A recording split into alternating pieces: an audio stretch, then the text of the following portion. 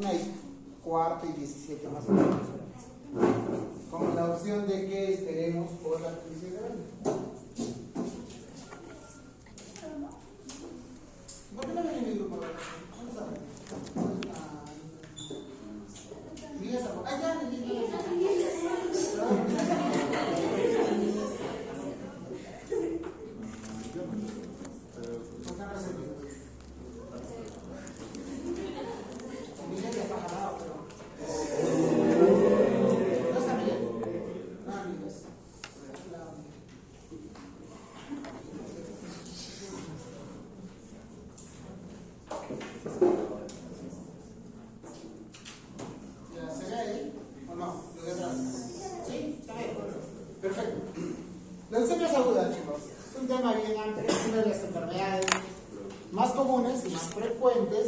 hematológicas. Comenzamos con las, probablemente ya hemos acabado las benignas hematológicas con respecto a la parte de la hematopoiesis. Ahora comenzamos con la primera maligna, que es leucemia aguda. De las patologías hematológicas malignas, la leucemia es la más frecuente, la que tiene peor pronóstico.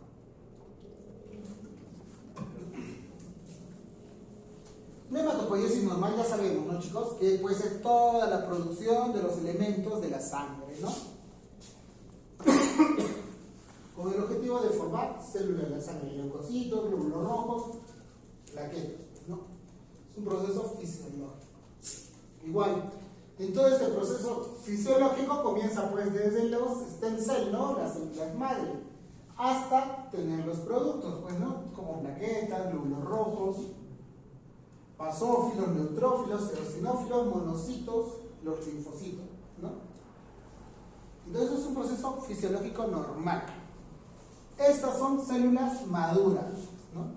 Y de acá para arriba son células inmaduras, ¿no? Y dentro de las células inmaduras están los blastos. Generalmente van entre este nivel, pues, ¿no?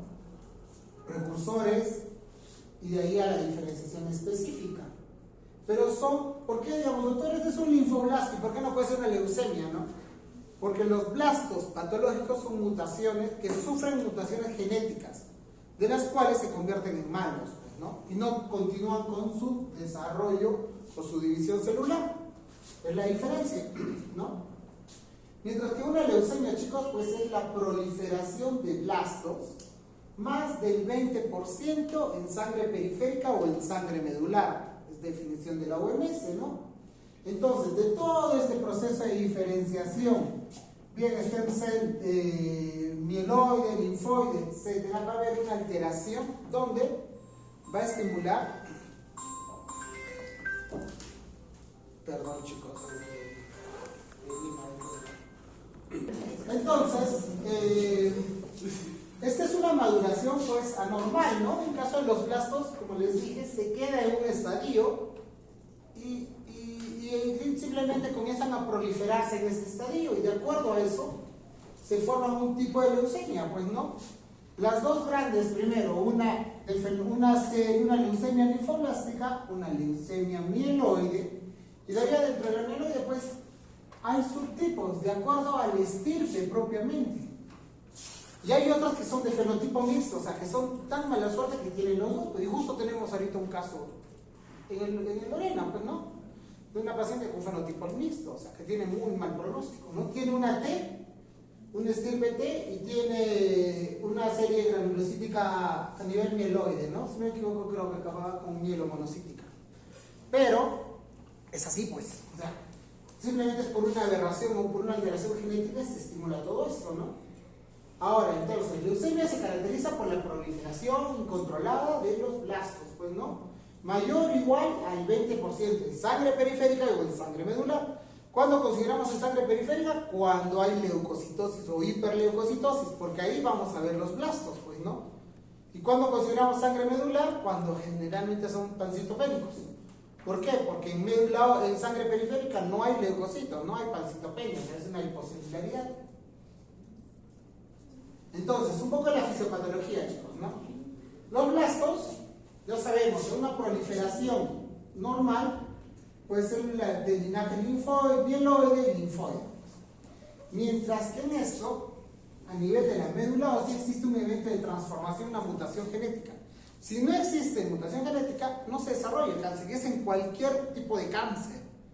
En realidad todos los cánceres se desarrollan por una mutación genética, ¿no? Y esto existe por una estimulación.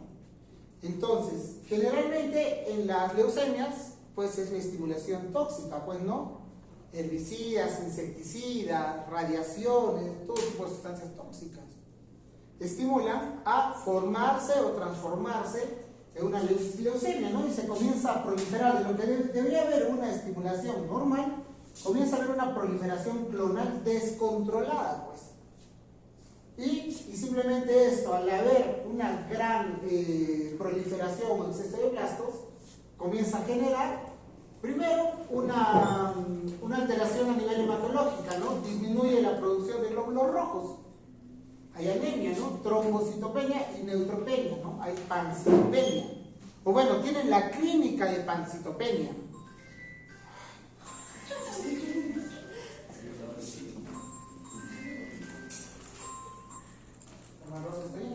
Entonces, generan por eso la clínica de pancitopenia, porque hay un fallo en la hematopoiesis.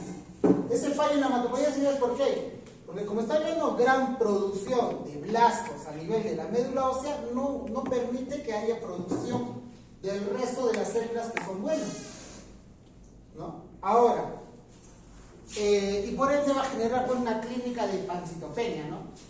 Mientras, la proliferación de esto puede estimular a la infiltración extramedular, ¿no? Hepato o esplenomegalia, justamente por la proliferación o la hiperleucocitosis que existe, pues, ¿no? Los ganglios linfáticos, igual, ¿dónde terminan madurando los linfocitos? En el vaso, ¿no? Perdón, en los ganglios, ¿no?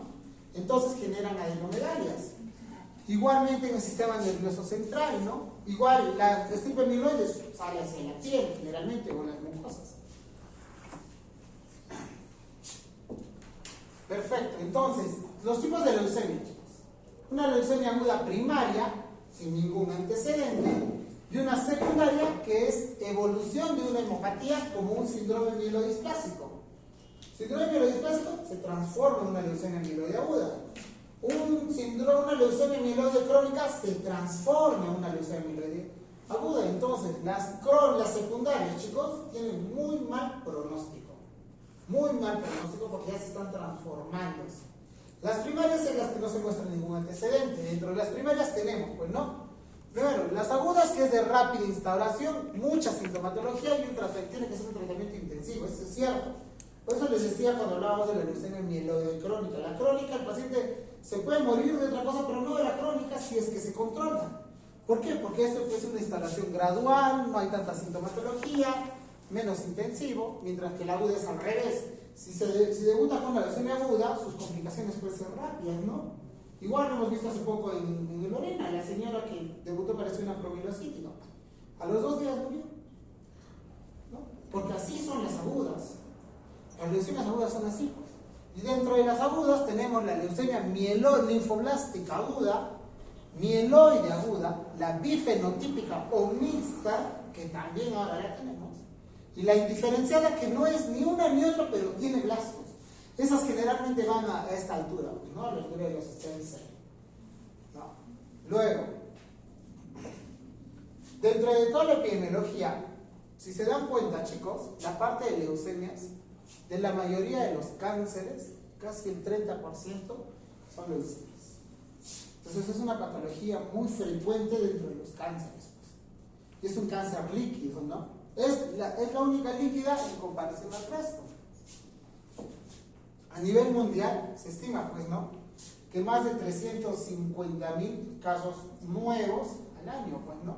Dentro de esos, en realidad, por cada 100,000 pacientes, de 2 a 4 es en el Perú. Hasta de repente un poco más, ¿no? Es por temporadas. Hay temporadas donde aumenta la incidencia y otras donde todavía no está, ¿no? Entonces es altísimo, chicos. Igual, la incidencia global, ¿no? De linfoblástica, al año unos 8,500, ¿no? La mieloide con más frecuencia, pues. Igual de defunciones, tienen más muerte las linfoides que las mieloides, ¿no?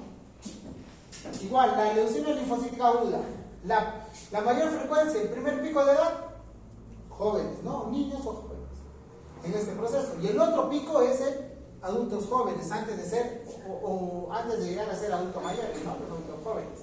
Mientras que la mieloide, si se dan cuenta, la frecuencia es más en adultos mayores.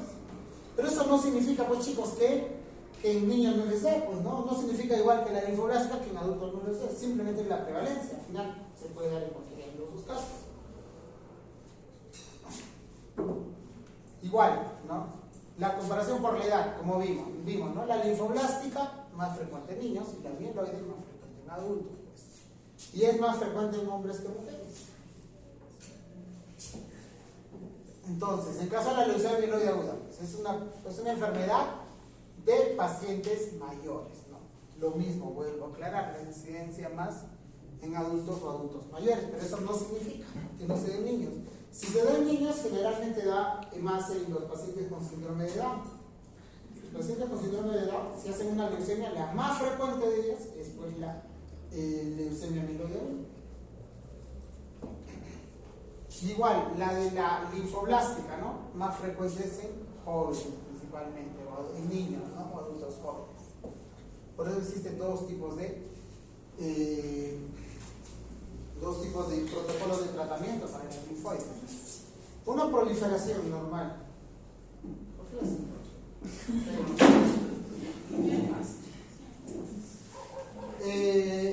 Por una mutación genética, chicos, de una sola célula que está en proceso de división celular, si se dan cuenta, por una sola mutación, esta puede comenzar a subdividirse y comenzar a proliferar más, ¿no? Y genera una proliferación de esta célula patológica.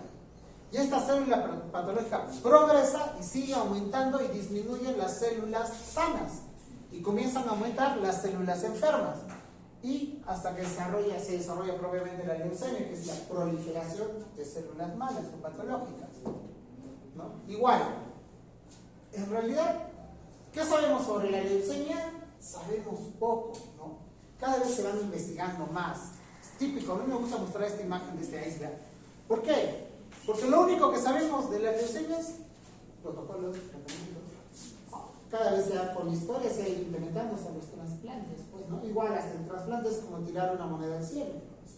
50% que sale bien, 50% que lo rechaza. Pero es una opción de vida más, ¿no? Entonces, pero a todo lo que falta descubrir, pues es bastante. Solo desde la mutación genética, ¿no? Si supiéramos corregir la mutación genética desde el nacimiento o la predisposición, imagínense, pues disminuimos, ¿no?, la cantidad de leucemia, ¿no? Entonces, falta un montón. Manifestaciones clínicas de una pancitopenia. Aunque el hemograma no muestre que sea pancitopenia, la clínica es de una pancitopenia. Anemia, astenia, cansancio, palidez, etc. Neutropenia, fiebres recurrentes, ¿no? Infecciones recurrentes, trombocitopenia, hemorragias, petequias, equimosis, gingivorragia, epistaxis, etc., pues, ¿no? Y a pesar de eso, adenopatías, hepatoesplenomegalia, y esto es una diferencia pues con la anemia plástica, ¿no? La anemia plástica no tiene organomegalia, mientras que la leucemia puede, como que no puede tener organomegalia. Si tiene, te direcciona más a una leucemia, ¿no? Pero si no tuviera, tampoco no significa que no sea leucemia. ¿No? Esa es la diferencia con la anemia plástica. Lo siento, voy a poner un poco. Este es el hospital, chicos, por eso no se puede pensar. Entonces, lo mismo. La organomegalia, hepatoesplenomegalia, puede haber la parte de trombocitopenia, petequias, equimosis, epistaxis, gingivorragia, esplenomegalia, ¿no? A nivel de la anemia, palidez, cansancio, cefalea, vómitos, infecciones recurrentes, típico de una leucemia aguda, pues, ¿no? ¿Qué pasó? Ok, signos y síntomas. Tenemos que pensar en la infiltración de la leucemia, ¿no? Lo mismo, en realidad, hepatoesplenomegalia, adenopatías, pérdida de peso, compromiso del sistema nervioso central, eso es importante, ¿no? Las linfoblásticas te infiltran cerebro, generalmente, mientras que las mieloides te infiltran piel, generalmente. Los testículos es un órgano importante donde se debe cuidar, ¿no? Lo mismo, estamos marcando. Creo que les vengo un caso clínico así, chicos. Pruebas diagnósticas, ¿no? Todo comienza primero desde la sospecha, pues. No estamos hablando de leucemias agudas, porque es lo que ustedes van a detectar, ¿no? No van a tratar leucemias ustedes, porque aún dicen los graduados como médicos generales. Entonces no van a tratar, tenemos que diagnosticar las leucemias, ¿no? Sospecha clínica, ya sabemos. Luego, a nivel de sangre periférica, si es que tenemos para observar en lámina periférica blastos, magnífico, la sospecha de blastos, ¿no? Y complementario propiamente la parte inmunológica o la parte bioquímica, pues, ¿no? Si encontramos más del 20%, sugestivo de una leucemia aguda. Luego, el aspirado de médula ósea, ¿no? La aspirada de médula ósea nos va a ayudar a, si es que acá no encontramos blastos, lo encontraremos en médula ósea. Y si es que encontramos a nivel de la aspirada de médula ósea, igual, la morfología y citometría de flujo, ¿no? Para que nos diga qué tipo de leucemia es. Y también se manda la parte de biología molecular para poder detectar las alteraciones moleculares, ¿no? Y la citogenética para ver las alteraciones genéticas. ¿Por qué? Porque esta mutación genética va a estimular a que el paciente haga pues poliploidías, diploidías, tetraploidías, etc. Y al final el diagnóstico, la clasificación y tratamiento. Lo mismo, ¿no? La alteración analítica, pancitopenia. Podemos ver en lámina periférica, si no, se le hace la aspirada de médula ósea, ¿no? Y con eso detectamos, mandamos los estudios para citometría de flujo, citogenética y biología molecular. Completando los estudios, es importante siempre una leucemia hacer todo el estudio complementario, buscar otras causas, ¿no? Hacer ecografía, radiografía, tomografía, ecocardio, porque va a recibir quimioterapia, análisis del líquido cefalorraquídeo, porque tenemos que descartar que haya infiltración, ¿no? ¿Y cómo yo voy a descartar que haya infiltración? Buscando blastos en líquido cefalorraquídeo. Entonces también se llega a mandar citometría del líquido cefalorraquídeo para buscar si es que hay blastos o no. Y luego iniciamos el tratamiento. A nivel del hemograma, las dos formas que vamos a encontrar en el hemograma: una leucocitosis o una hiperleucocitosis con visitopenia, anemia y trombocitopenia. Como las más frecuentes, eso no significa que no podamos encontrar un paciente con trombocitopenia y anemia tengan 12, no los hemos tenido en los casos.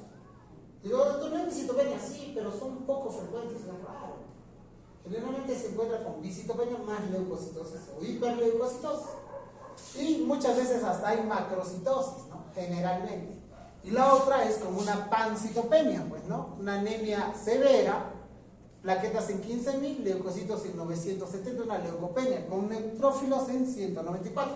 O sea, una pancitopenia severa. Entonces, hasta ahí, chicos, ustedes tienen que sospechar de una leucemia aguda. ¿Está bien? ¿Queda claro? Perfecto.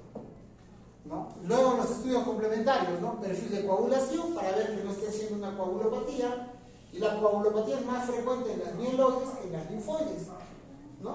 Y dentro de las mieloides, pues se puede hacer hasta así: una coagulación intravascular diseminada, hacen TP prolongado, TTP prolongado, fibrinógeno bajo, ¿no? Estudios de trombofilia, el DHL es alto o altísimo. ¿Qué nos mide el DHL? Nos mide actividad celular. ¿Perdón? No. Nos mide lo que es actividad celular y, bueno, más que hemólisis, es fragmentación celular, ¿no? Destrucción celular. Entonces, el DHL es alto en una leucemia aguda, mientras que una anemia plástica el DHL es normal. Y ahí laboratorialmente ustedes pueden diferenciar, ¿no? Generalmente el DHL en una leucemia está pues en 800, 900, 1000, 2000, ¿no? Buscar serologías de VIH, hepatitis B, porque con la quimioterapia, chicos, podemos activar otras enfermedades, como tuberculosis, hepatitis B, C, etc., ¿no?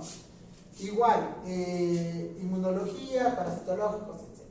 A nivel de imágenes, igual, tomografía, hay que taquear, buscar que no tenga otro cáncer, ecografía abdominal, testicular, para descartar que no haya una infiltración testicular, ecocardiograma para ver cómo está funcionando el corazón, porque va a recibir quimioterapia, evaluación, hay que desfocalizar, ¿no? Evaluación odontológica, psicológica, otorrino, neumología, etc.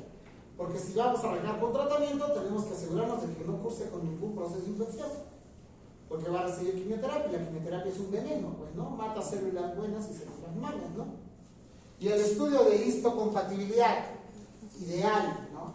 ¿Por qué? Porque tenemos que pensar en la opción de trasplante.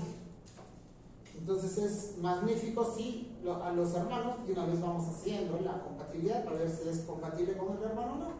Porque si no son compatibles, pues pierde una opción más, ¿no? Y eso pasa con los hijos únicos, pues, ¿no? Si hijos únicos de papá y de mamá no tienen de chances para recibir un donante, ¿no? Tu hermano es el donante 100% compatible. No hay otra persona. Hermano de papá y de mamá, ojo, ¿no? Ahora, segundo, cuando eres hijo único, pues no tienes, lamentablemente, el Perú no está unido a la banca, pues, de histocompatibilidad, de los cuales en Sudamérica solo está Brasil. Entonces, eso es magnífico, ¿por qué? Porque, pues, yo no tengo donante compatible, pero ¿qué pasa si soy compatible con uno, no sé, de Rusia, China o de donde sea, ¿no? Y te donan, o sea, justamente es para eso, para buscar una persona que te pueda donar la médula, ¿no? Ya sabemos, el estudio morfológico, el estudio molecular y citogenético, y ver siempre la situación basal del paciente, ¿no? Porque, por ejemplo, la señora que tenemos el fenotipo mixto, ¿no? Es una paciente con muy mal pronóstico. No le vamos a dar quimioterapia, porque aparte que luce frágil, pues. Luce frágil, y si tú le vas a dar una quimioterapia a una paciente que luce frágil, se te va a morir, bueno. Entonces, ¿para qué? Es un tratamiento individualizado. Y a eso yo voy, ¿no? Las universidades son protocolos de tratamiento, pero nosotros tratamos enfermos, no tratamos enfermedades. Y eso va en cualquier lado, en cualquier patología, pero ustedes, chicos, siempre enfóquense en tratar a los pacientes de manera individualizada, no de manera general, ya tiene faringitis, ya darles a todos amoxicilina. ¿Me entiendes? Entonces, siempre piensen en una forma individualizada, porque cada paciente es único. Hasta ahí, preguntas sobre leucemia aguda. ¿Todo bien?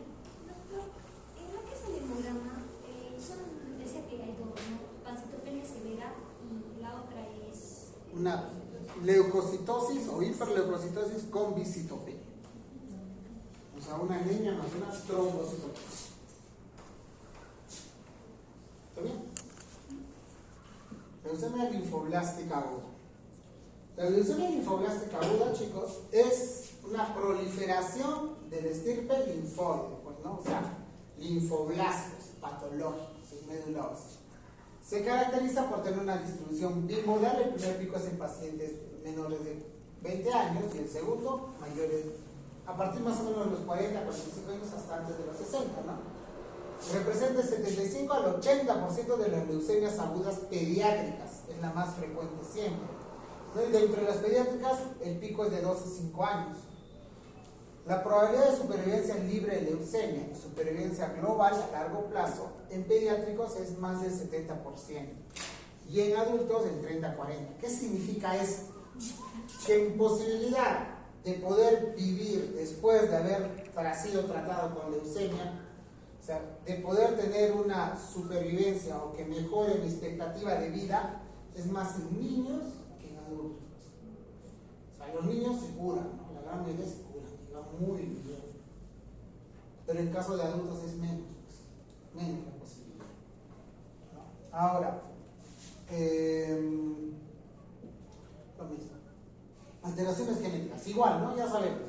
A nivel de la iniciación de la LLA, ¿no? La mutación genética, bien la mutación genética de todo el proceso de maduración de la célula linfoide, que comienza de las células madres hematopoyéticas linfoides hasta una célula pro-B, una B madura, o B madura o B común, etc. En cualquiera de este proceso de división celular, chicos, existe una mutación genética y genera un blasto. Desde ahí se altera y se comienza a proliferar los blastos, ¿no? Dentro de eso están, pues, a nivel entre la célula madre y la célula pro-B, las mutaciones del RUNX1, pues, que tiene un muy buen pronóstico, ¿no? Igualmente, en el proceso de división de pro-B y B, o B común, que es la más frecuente, están todo el resto de mutaciones, pues. Dentro de eso hasta el BCR.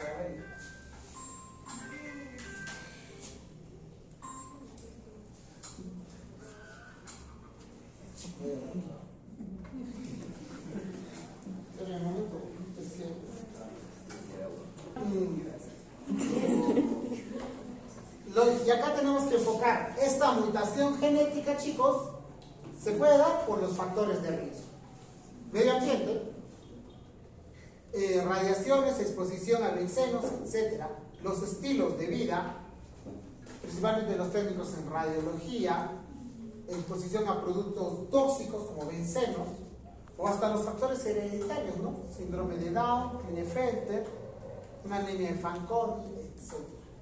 Entonces, cualquier predisposición genética, solamente todos son factores de riesgo, nada más. Es como el factor de riesgo de diabetes, ¿no? Mi tío o mi papá tiene diabetes. Yo tengo una predisposición para hacer diabetes, pero eso no significa que lo voy a hacer. Ya existen otros factores para que activen propiamente mi diabetes. Es lo mismo, simplemente hay predisposición. Por eso nosotros preguntamos siempre: ¿estás expuesto a sustancias tóxicas, radiaciones? Justamente para saber cuál ha sido la posible causa que ha desencadenado esto, pues, ¿no? Y en caso de la señora, la del fenotipo mixto, se le ha tomado petróleo, pues, ¿no? Se ha tomado petróleo por confusión. Me parece media loquilla, ¿no? Pero sí, pues, ¿no? Y ahí nosotros creemos entonces que ese es el desencadenante que ha podido estimular esto. Ahora, cuadro clínico, ya sabemos, así que pancitopenia. Lo característico de estos chicos: hepatoesplenomegalia, adenopatías, típico de una linfoblástica, ¿no? La mieloide casi no lo vamos a tener, pero sí en una linfoide, ¿ya? Ahora, la clasificación de las leucemias linfoblásticas por su morfología. Está la de células pequeñas, o la L1, es que antes se hacía solo por morfología, no había citometría de flujo. Como se hacía por morfología, simplemente veías el tamaño de los linfoblastos y decías: este es pequeño, es una L1. La L1 son células pequeñas y uniformes, con un citoplasma escaso, un núcleo redondo o hendido generalmente, con una cromatina densa. Ahorita vamos a ver otra foto. Se da principalmente entre el 25 al 30% de las leucemias, ¿no? Es más común eso. La L2 es un poco más grande, ¿no? Células linfocíticas grandes y heterogéneas. Son grandes, pleomorfas, con un citoplasma moderado, abundante, un poco más separado, núcleo irregular, ¿qué más? Una cromatina dispersa, no tan densa como una L1. Y podemos encontrar múltiples nucleolos. Y la L3 es tipo Burkitt, células más grandes y vacuoladas, pues, ¿no? Células linfoblastos mucho más grandes, con presencia de vacuolas.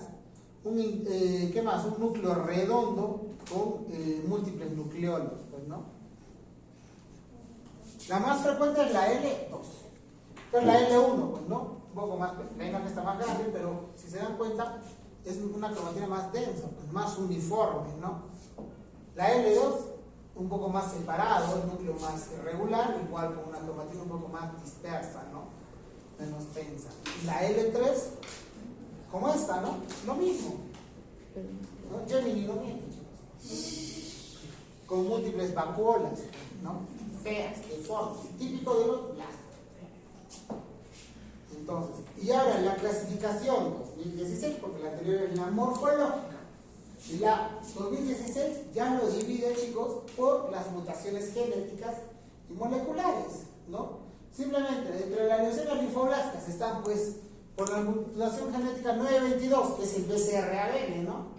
Entonces, simplemente tiene esta mutación, es linfoblástica B con BCR-ABL.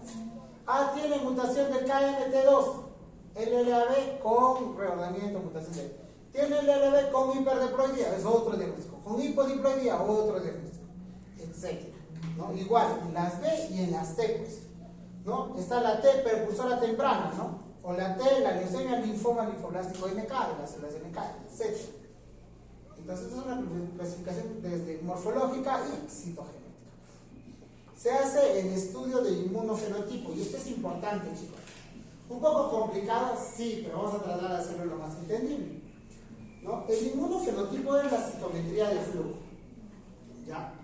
Entonces, cuando un paciente entra en debut, ¿cuál es el objetivo de una citometría de flujo? Es poder detectar o separar en un área los tipos de células que hay en ese contenido o en esa sangre.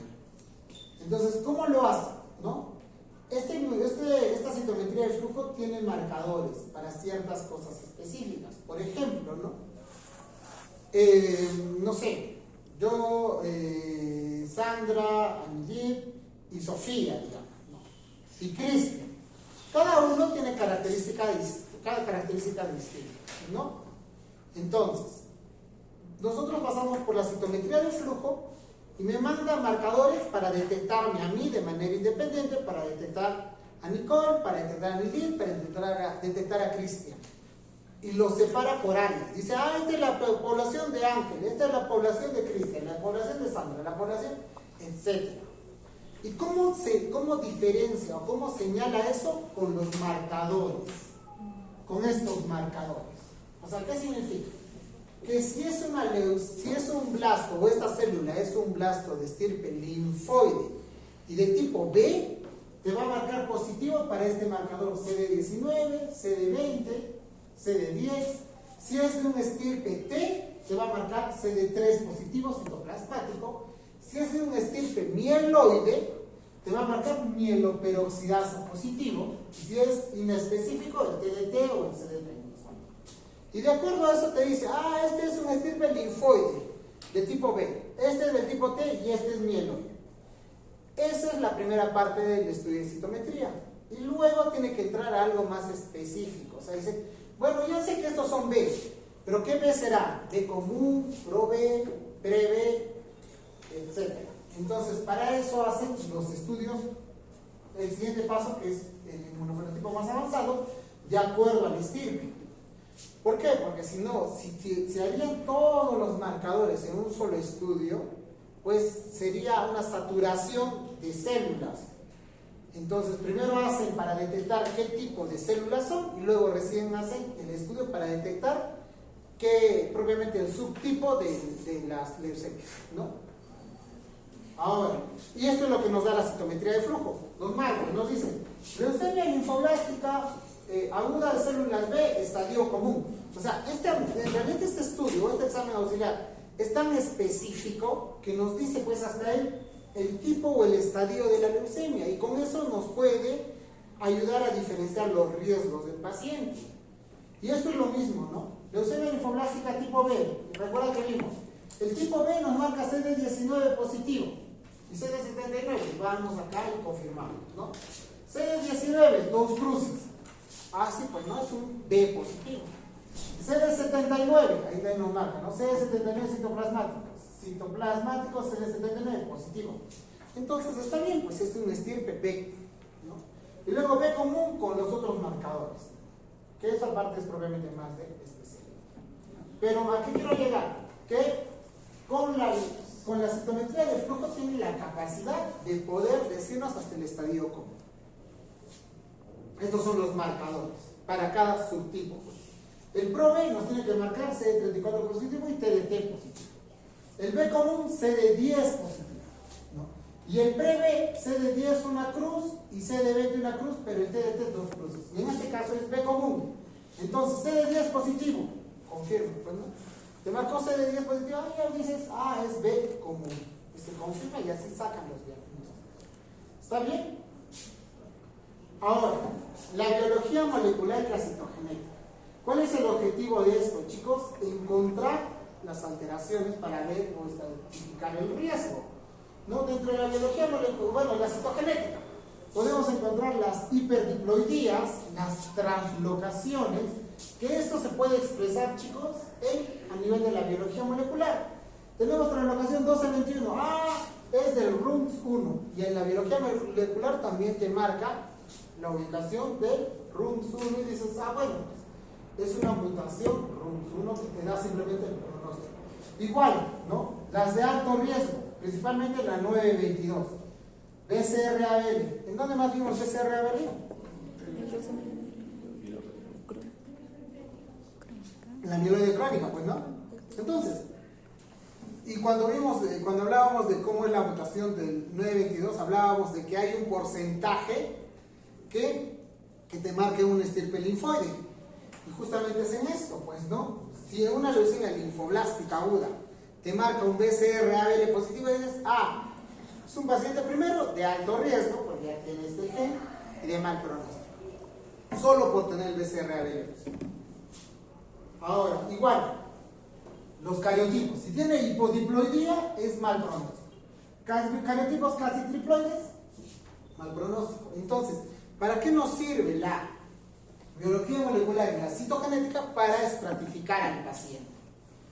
¿Por qué? Porque de hecho que los familiares les van a preguntar y nos preguntan a nosotros, doctor, ¿y en qué grado está?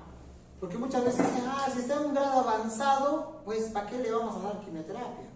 Pero en el caso de las leucemias no existe eso, no existen los grados. ¿Por qué? Porque en realidad este es un cáncer líquido, simplemente existen los riesgos para saber cuál es el riesgo de supervivencia del paciente. Ahora, entonces para eso se da la estratificación de los riesgos, a lo que les hablaba. Riesgo estándar, riesgo intermedio y riesgo alto. Varían, esto es pediátrico y también les voy a mostrar la de adultos. Pero simplemente, ¿por qué les marco los dos? Porque esto se da desde el protocolo de tratamiento. Menores de 35 años existe un protocolo llamado BFM y mayores de 35 un protocolo llamado PTEMA, que a ambos le da la estratificación, solo son sus criterios y más cambian, solo cambian en la edad propiamente, ¿no? Entonces, un riesgo estándar, ¿qué significa? Es un niño menos de 5 años, leucocitos menos de 20.000 y blastos menos de 1.000 en el día 8. Día 8 de corticoide o de prednisona. ¿Por qué? Entonces me voy adelantando este tratamiento. En una linfoide funcionan muy bien los corticoides. Ahora recordemos un poco. Una anemia hemolítica. Cuando decimos anemia hemolítica, ¿cuál es la causa? La causa es la destrucción de glóbulos rojos por una inmunoglobulina, ¿no es cierto? Y la inmunoglobulina se produce por un linfocito, ¿no es cierto? El estirpe linfoide. Y no funcionan muy bien los corticoides. Ahora, un PTI se da por una orden del linfocito T hacia el linfocito B para que agarre y destruya las plaquetas del estirpe linfoide. ¿Entienden? La anemia plástica. La anemia plástica es una destrucción de los linfocitos T citotóxicos. Van y destruyen a la medulosa.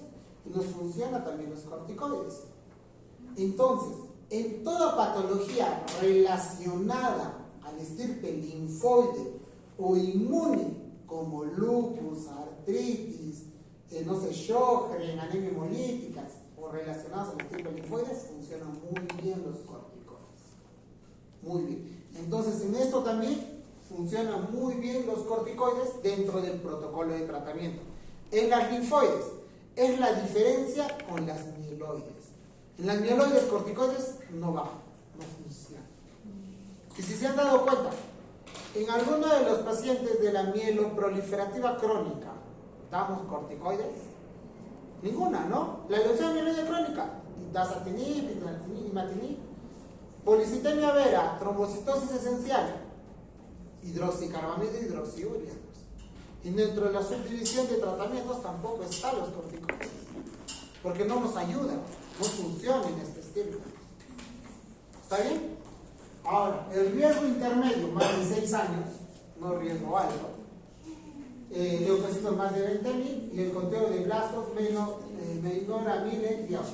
Y el riesgo alto, translocación 922, BCR-ABL. El 14-11, presencia de blastos en el día 8 más de 1.000. Igual, ¿no? Esto es de adultos. O bueno, de niños, es lo mismo, perdón. Nos enfocamos en riesgo alto, que quiero que quede claro, ¿no? Principalmente la translocación 922. Ya tener translocación 922 o BCR-ABL te convierte en muy mal pronóstico. Tener fenotipo T, o sea, ser una leucemia linfoblástica tipo T, ya es muy mal pronóstico de riesgo alto. Tener en el día 33, que es donde vemos la médula ósea con la citometría de flujo, de manera positiva, o sea que no ha respondido al tratamiento o es mayor al 0.01% de blastos, es muy de alto riesgo. Entonces, y el de riesgo estándar, pues al revés, ¿no? El debut, menos de 20.000 de leucocitos, que sí tiene una buena respuesta al tratamiento en el día 33, ¿no? Que responde bien a prednisona en el día 8. Simplemente esto nos dice pronóstico. O sea, ¿qué significa? Que un riesgo estándar pues va a ir bien, o tiene chances de que este paciente, su supervivencia global sea mayor. Y en adultos, ¿no? Lo mismo. Riesgo alto, más de 35 años, que debuten con leucocitosis o hiperleucocitosis, que sea un T o un RT, ya es de alto riesgo, lo mismo que en niños. Translocación 922, ya es pensar de que es de alto riesgo, que tenga un compromiso del sistema nervioso central, ¿no? Que no tenga su revisión o mínima residual post-inducción, es de alto riesgo, no en todas las fases de tratamiento, así que no necesito. Ok. 2 me han dicho. No es Alejandra, no está, no está, no podemos como sustentar. Los santuarios, importantes, 2 santuarios importantes: sistema nervioso central y testículos, ¿no? Sistema nervioso central, por eso dentro del tratamiento se da la terapia intratecal, ¿no? Con los que hemos rotado han visto que colocamos terapia intratecal y está protocolizado. Justamente no es porque ya infiltró, no, por profilaxis, porque sabemos que puede infiltrar el sistema nervioso central, ya se convierte en una diagnóstico. Y el testículo, hacen infiltración. ¿Cómo yo puedo saber si hay infiltración o no? Por medio de un ecodoppler testicular. La clínica, el aumento de volumen a nivel testicular. Tratamiento, ¿no? Varía, ya les dije, el protocolo de tratamiento adulto o niño, pues no, la edad es 35. Igual, lo plantea el Instituto Nacional del Cáncer, con la edad, obviamente. Desafortunadamente, mientras que la supervivencia a largo plazo se aproxima al 90% en los pediátricos, la tasa de éxito en los adultos es mínima. O sea, ¿qué significa? 1000 veces un niño va a tener mejor pronóstico que un adulto. Entonces, el tratamiento, ¿no? La quimioterapia consiste pues en una fase de inducción, consolidación, intensificación y mantenimiento, ¿no? Con profilaxis en el sistema nervioso central. ¿Cuál es el objetivo de la inducción? Sea adulto o niño, porque nos gusta la inducción, eliminar más del 99% de células plasmáticas. Si quisiéramos ser específicos, sería más del 99.999% de células plasmáticas, ¿no? ¿Por qué? Porque si yo quiero pasar a una etapa de consolidación o mantenimiento, tengo que tener negativos o tener menor a esto, pues, ¿no? Menor al 0.001%, para que diga, ha remitido la enfermedad o está o es mínima, ¿no? Entonces, el objetivo de consolidación es erradicar las otras células residuales. Una citometría de flujo, chicos, es como una campana de gas. O sea, ¿qué significa? ¿No? Que a nosotros la citometría de flujo no es 100% específico, no, es 99% específico, 99.9% específico. O sea, nos mide hasta un rango acá. De acá para arriba dice, pues no hay blastos, negativo. Pero que es el 99.999%. Todo esto la citometría de flujo dice es negativo. ¿Por qué? Porque está viendo que existe este porcentaje donde pues no hay. Pero ese 0.001% que no lo detecta la citometría de flujo, de repente acá no hay blastos, pero acá sí hay. Y por eso existen las recaídas, pues. Porque la citometría no los detecta. O sea, hay un porcentaje que no los puede detectar, pero el objetivo de la consolidación es esto, eliminar esta parte de acá o las células residuales. Y lamentablemente hay pacientes que en consolidación recaen y se activa otra vez la enfermedad. Por eso hay un riesgo de recaída. Siempre va a haber un riesgo de recaída, ¿no?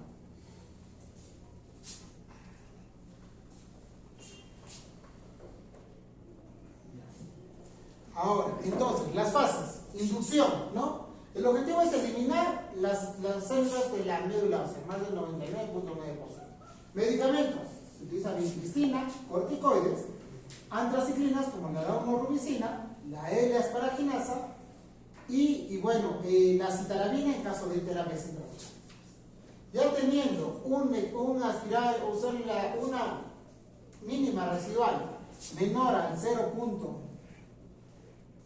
0.01%, pasamos a fase de consolidación. Posiblemente que la citometría te dice negativo para la enfermedad, pasamos a consolidación.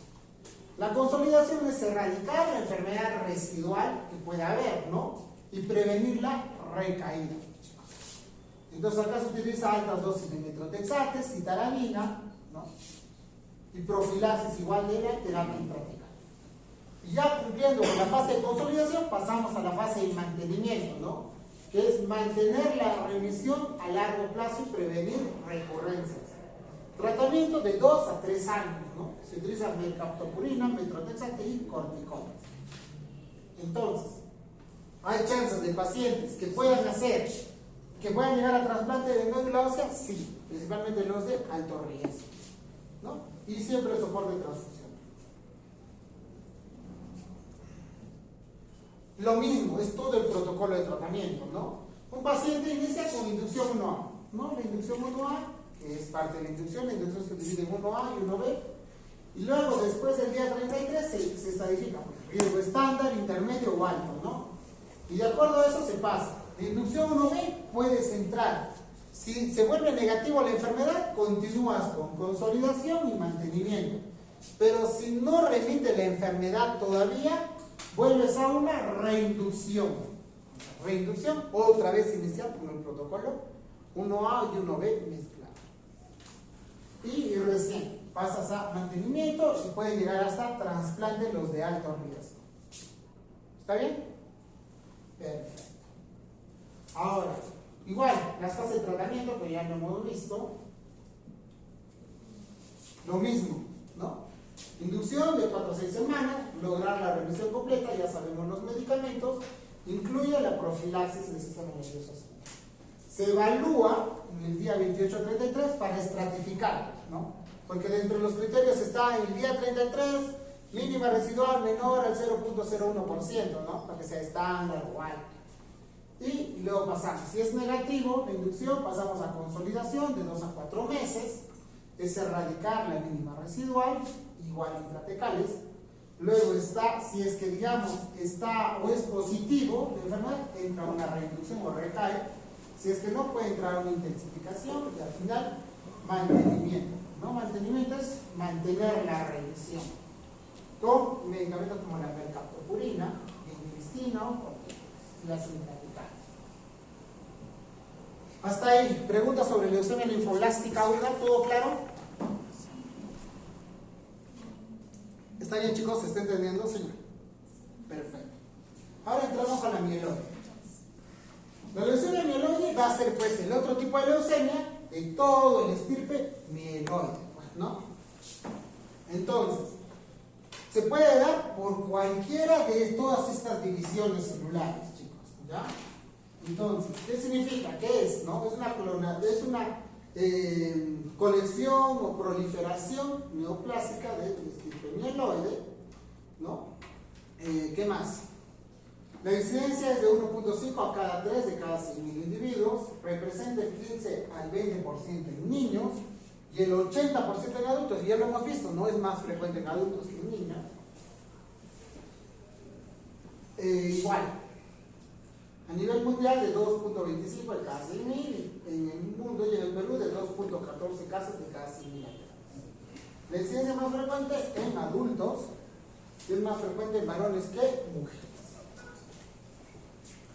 Igual, la incidencia, ya hemos visto, ¿no? Por la edad es más frecuente en adultos. ¿Qué más? Principalmente exposición a factores de riesgo. Igual, lo mismo, cáncer tóxica, radiaciones, etc.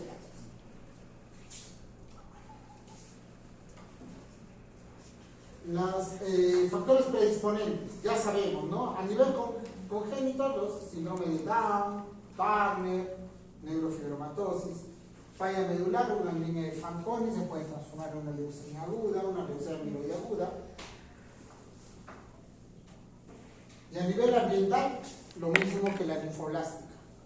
Exposición a sustancias tóxicas, radiaciones, quimioterapias, todas las sustancias tóxicas propiamente, chicos. El tipo, por su morfología, ¿no?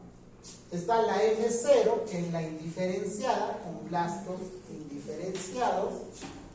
Está la M1, que es la mínimamente diferenciada o sin diferenciación, que se da entre un 15 a 20%. La M2, que es la diferenciada o madura, donde presentan los bastones de agua, típico de una leucemia amiloide aguda. Nunca vamos a encontrar bastones de agua en una linfoblástica a nivel morfológico, sino en una mieloide aguda. Cuidado que es una pregunta. La M3 es la promielocítica. La promielocítica, recuerdan que en el proceso de división celular, chicos, cuando hablamos de toda la serie hematopoyética, miren, si se dan cuenta, los promielocitos es un estado de maduración de las células hematopoyéticas. Entonces, cuando sucede una mutación genética, hace que se queden en este estado, en un estado promielocítico, y generan un cáncer, ¿no? La leucemia promielocítica. ¿Por qué tiene mejor pronóstico? Porque tiene mejor pronóstico porque el tratamiento es una vitamina para continuar con su división celular. Mientras que, por eso tiene un buen pronóstico. Pero a la vez tiene una mayor complicación porque puede generar coágulos. La mielomonocítica, que es una de las más frecuentes, ¿no? Y dentro de ella está la mielomonocítica con eosinofilia, ¿no? Con presencia de eosinófilos. La monoblástica, que es la fase, en la M5, la M6, la eritroleucemia, que es de la serie roja, ¿no? De los eritroblastos, y la M7 de los megakaryocytos. Y con eso cubre pues todo el estirpe mieloide, ¿no, chicos? Desde el inicio de la diferenciación, que es la mínimamente indiferenciada o la no diferenciada, hasta una megacariocítica, donde también se expresa como parte de las plaquetas. Pues. Y la otra clasificación igual, por su biología molecular y por su citogenética, chicos, ¿no? Hay tantas mutaciones que hay, dentro de ellas la promielocítica por la PML-RAR, la RUNS1, la RUN2, que tienen un buen pronóstico. Igual, por la maduración que hemos visto, ¿no? Mínimamente la sin maduración, la mielocítica, la promielocítica, megacarioblástica, etc. La clínica. La clínica de una leucemia mieloide aguda, chicos, fuera ya sabemos, ¿no? La pancitopenia, cansancio, palidez, pueden generar sangrados, moretones, y puede haber también, chicos, una infiltración a nivel dérmico. Lo que no hace una linfoide, la linfoide no infiltra a nivel dérmico, mientras que la mieloide sí, ¿no? Infiltra y hace una leucemia cutis, pues, ¿no? Puede hacer también leucostasis pulmonar, miren estos nódulos típicos de una leucemia mieloide, y con la biopsia te confirma, pues, ¿no? Igual, ya sabemos la clínica de pancitopenia, pues anemia, cansancio, palidez, neutropenia, infecciones, fiebre, trombocitopenia, sangrados, moretones. Puede hacer igual infiltración adenopatía, pero las adenopatías, como les dije, más frecuente en la linfoide que en la mieloide. Esplenomegalia, hepatomegalia, más frecuente en la linfoide que en la mieloide, pero puede haber en la mieloide también. Hipertrofia gingival, úlceras orales, en la mieloide. Infiltración neuromeningia o sistema nervioso central, principalmente en la linfoide. Y dolor óseo, infiltración testicular, es en ambas, ¿no? Con más frecuencia en la linfoide. Coagulación intravascular diseminada, típico de una mieloide, ¿no? Dentro de esa la M3, que es la promielocítica. Síndrome de leucostasis pulmonar. Una leucostasis generalmente se va a dar, chicos, cuando existe hiperleucocitosis en sangre periférica. Entonces, la leucostasis pulmonar es una complicación muy frecuente, pero solo se da cuando hay hiperleucocitosis. Si no hay hiperleucocitosis, no hay su complicación de leucostasis de raíz. ¿Está bien? a nivel de la leucostasis, ¿no? Como ya le dije, es la acumulación. Se observa con leucocitos más de 100.000, lo que les estoy diciendo. Entonces, que no me ¿se considera una emergencia? Sí. ¿Por qué? Porque se acumula tanto los leucocitos que primero la sangre está espesa, pues, ¿no? Su tránsito es lento. Y esta acumulación de leucocitos se puede dar en los pulmones, generando una hipoxia, una infiltración pulmonar y un trastorno alveolítico, ¿no? Pues esta imagen es típica de una leucostasis. Y el corazón puede generar una insuficiencia cardíaca hasta infartos, porque simplemente es tan lenta el flujo sanguíneo que puede obstruirse. Diagnóstico, ya sabemos, ¿no? Aspirado, igual la misma bioquímica, serología, estudio por imágenes, etc. ¿no? Y vamos a encontrar igual, por la citometría de flujo nos va a decir el tipo de leucemia, ¿no? Ya hemos visto, la M0 mínimamente diferenciada, ¿no? La M1 sin maduración, pequeños blastos. La M2 con maduración y encontramos los bastones de aura, principalmente. La M3, la promielocítica, ¿no? Células grandes, con cuerpos de aura abundante. Puede ser hipergranular o hipogranular, de acuerdo al tipo. La mielomonocítica aguda, más característica para una mieloide, una monocítica, la monocítica propiamente pura, que es la M5, con monoblastos, ¿no? La eritroide, la M6, en el estirpe rojo típico. Y la megacariocítica, el otro, ¿no? La M8, la basofílica, pero es rarísimo, eso en realidad nunca lo he visto. Lo mismo, ¿no? Esta es la mínima, la poco diferenciada. La M1, la mínimamente diferenciada, son grandes. La M2, la diferenciada, ¿no? Ya son blastos con una cromatina más dispersa. La M3 es la promielocítica, ¿no? Ah, no, esta es la M2 con bastones de agua. Los bastones de agua, chicos, son estos semititos. Esto es un bastón de agua. Estito es un bastón de agua. Entonces, los bastones de agua son típicos de una leucemia mieloide aguda, principalmente de una madura. ¿Ya? La M3, los promielocíticos, los granulares. Hay otros que son hipogranulares, pero son típicos de una promielocítica. La M4, la mielomonocítica aguda, igual, monoblastos. Antes lo explicaban así solo por morfología, pues, ¿no? Igual, la M4, la M5, que es la eritroide, no, la monoblástica, perdón, forma de los monocitos. La M6, que es la eritroblástica o la eritroleucemia, ¿no? Siempre una de serie roja tiene un citoplasma un poco más azulado, basófilo. La M7 de nuevo. En resumen, ¿recuerdan cuando hablábamos de la citometría de flujo, el marcador inicial de una mieloide? Recuerdan que el marcador, bueno, nos dice la citometría de flujo, nos va a decir igual el estirpe, ¿no? En este caso, una leucemia mieloide aguda con diferenciación a la línea neutrófila. Entonces, el marcador inicial para pensar en una mieloide es la mieloperoxidasa positivo. Y buscamos, este es el marcador mieloperoxidasa positivo. Y una cruz dice eso es positivo. Y de ahí, de acuerdo a su tipo, ¿no?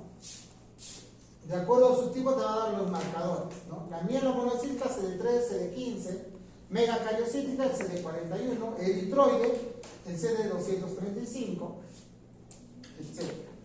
Y de acuerdo a eso, la citometría te dice lo mismo, ¿no? De la serie mieloide CD3 de 33, la mieloperoxidasa es positivo para cualquier estirpe de la serie mieloide. Si es específica de monocito, CD11, CD14. Si es de eritroide, la CD235, ¿no? La megacariocítica, CD41, CD42. Y la citogenética, ¿no? Igual, biología molecular y citogenética, porque es el examen inicial para toda la leucemia aguda, pues, ¿no? Lo mismo, y de acuerdo a la mutación genética, chicos, nos va a dar un pronóstico. Igual la alteración del cariotipo. Entonces, dentro de esas, ¿no? ¿Qué podemos encontrar? En la M2, generalmente la M2 se presenta con la translocación 821, que es el RUNX1. Y el tener RUNX1 es de muy buen pronóstico, muy buen pronóstico. Generalmente hasta se curan los pacientes. Ahora, tener la M3, ¿no? La M3 es la promielocítica. Encontramos el gen PML-RA, generalmente esto significa que es bueno. Nos ayuda para ver respuesta al tratamiento, ¿no? Podemos encontrar en la M0 y en la M1 DCR-ABL positivo. Es mínimo y raro, pero sí lo podemos encontrar. Y esto significa que es un riesgo adverso o malo, propiamente. ¿Está bien? Ahora, la leucemia promielocítica.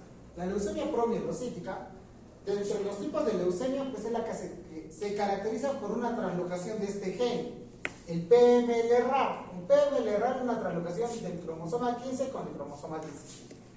Entonces, el PML se ubica en el cromosoma 15 y el RAP se ubica en el cromosoma 17. Y se genera una translocación y se une, ¿no? Y genera este gen que estimula ¿a qué? A que el estadio se quede en promielocitos. Que todos los estadios se queden en promielocitos y se produce más este tipo de células, ¿no?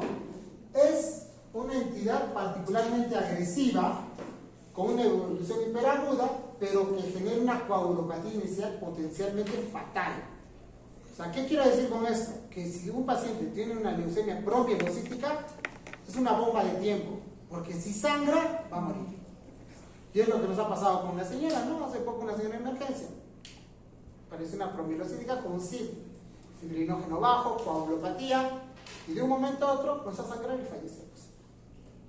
En las promielocíticas. Pero constituye también una neoplasia única con tratamiento dirigido a alcanzar la curación. O sea, tiene un muy buen pronóstico. Y el tratamiento es coloniláceo transretinoico, ¿no? Que es una vitamina, ¿no? ¿Qué vitamina es? Vitamina A. Entonces, este tiene el objetivo, por medio de la vitamina, continuar su proliferación y se curan los pacientes, ¿no? Acá dice, puede tirar la vitamina A. Perfecto. Entonces, los riesgos, igual. Riesgos buenos, el RUNX 1, el 2. El riesgo alto, siempre el BCR-ABL va a ser un riesgo malísimo, ¿no? Tratamiento. El tratamiento es, generalmente es un esquema 7x3. No es como las linfoblásticas que hay edema, BFR, no. En este caso, generalmente es el tratamiento. Si el paciente luce bien, un tratamiento es 7x3. ¿Qué significa 7x3? 7 dosis de citarabina y 3 dosis de un antracíclico, como daunorubicina. Si existe remisión completa, se pasa a, y estudia comorbilidades, puede pasar a un trasplante halogénico o con altas dosis de citarabina. ¿Qué más? Y luego a mantenimiento. Es lo mismo, la inducción, ¿no? 7x3. 7 días de citarabina o y más antraciclina, ¿no? Antraciclina, que es la daunorubicina o la hidarubicina. Es la base de tratamiento para un paciente. Dura más o menos 2 ciclos de tratamiento de inducción de este 6x3. Luego se confirma la remisión, pasa a una fase de consolidación o puede pasar a trasplante con altas dosis de citarabina. Generalmente acá nuestros pacientes han fallecido. ¿Por qué? Porque estas altas dosis de citarabina es muy fuerte. Y muchas veces terminan haciéndolos tan neutropénicos que se complican por infecciones, ¿no? Ahora, y el trasplante halogénico. Trasplante halogénico, siempre y cuando busque una curación de alto riesgo. Lo ideal es, ¿no? Y mantenimiento con azacitidina. Igual, los tratamientos industriales ya les dije, ¿no? El 7x3, 2 ciclos, ¿no? Igual se utiliza citarabina y un antracíclico. Y los pacientes con criterios muy alto riesgo generalmente tienen una mala evolución, ¿no? A pesar de la quimioterapia. Y el trasplante siempre ha buscado mejorar o ha conseguido mejorar su supervivencia global de vida. Ese es el objetivo del trasplante. ¿Cuál es el objetivo de esto, chicos? Es que si el paciente se va a morir, no sé, 3 a 5 años, con un trasplante se muere en 10 años. Ese es el objetivo, mejorar su supervivencia global. ¿Sí? Ok, chicos, los tiempos difíciles nunca duran, pero las personas fuertes sí. Así que depende Gracias, chicos.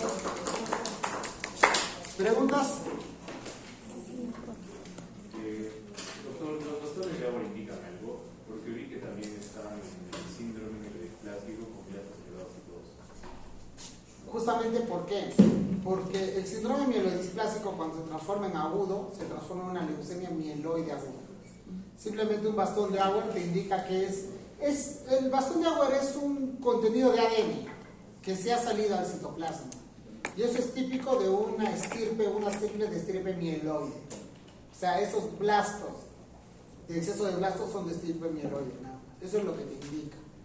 De ahí que te puede indicar que no sea el riesgo, no. Simplemente te indica, bueno, es un estirpe mieloide. Por eso diferenciaban antes, pues, ¿no? Entre una linfoide y una mieloide. Veían bastones de agua, esta es leucemia mieloide aguda. No, mientras que una linfoblástica no encontraban, no hay bastón. ¿Está bien? Ok. ¿Alguna otra pregunta, chicos? ¿Quedó claro? Perfecto. Los mejores de los éxitos para su examen. El examen es el viernes 8 a las 3.